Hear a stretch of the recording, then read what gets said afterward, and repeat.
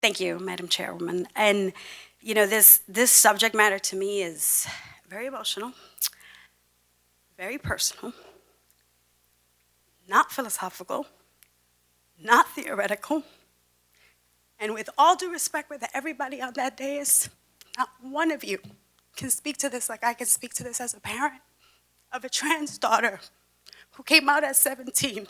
And I tell you, I wish I knew sooner. And I'm somebody that's been involved and an ally of the LGBT community for a long time. And so many moments in my time after she came out that I went back and tried to understand, what did I miss as a parent? What was it? Where was it? How long? The amount of bullying that she had to deal with in school, and I never knew. Her sister knew. Her sister protected her. But I moved her from school to school thinking that it was something bigger or something different. It was a bullying issue.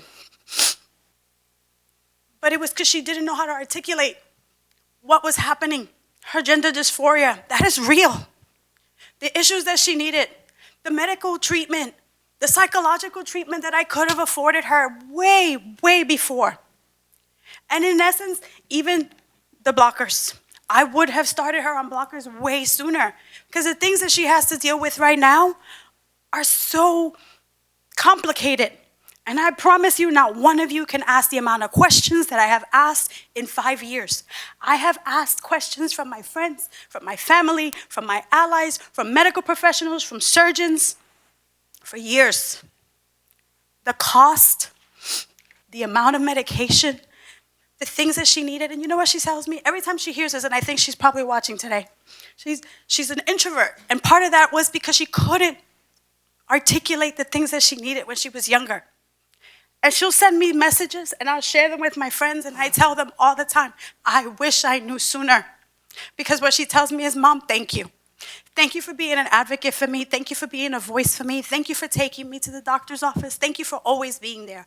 And when I'm here presenting and talking to you all respectfully, and she has an appointment, her father takes her to her appointments. And you know what he's told me in the 5 years that she's had to start this conversation and she's going through this process?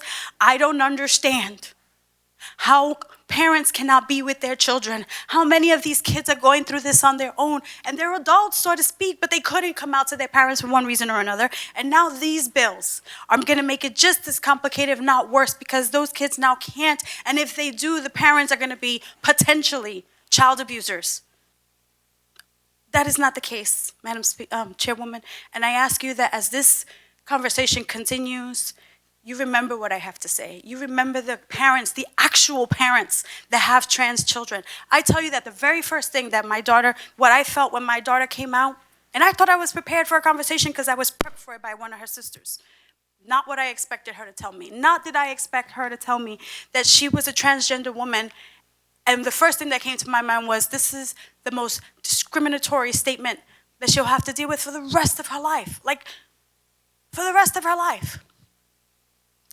So I ask you, as this moves forward, that you really, really look at it from the actual science, not the incendiary language, not the things that have happened, not the people that come to talk to you to, random science. These are real people. This is happening to real parents. And one of the things that I felt when my daughter came out was grief. Grief because I felt like a failed parent. I felt like I allowed her to not be her authentic self, to not live the life that she should live. And in the 5 years that she's been out, she is the happiest, the more outgoing, as considering she's an introvert, than she's ever been.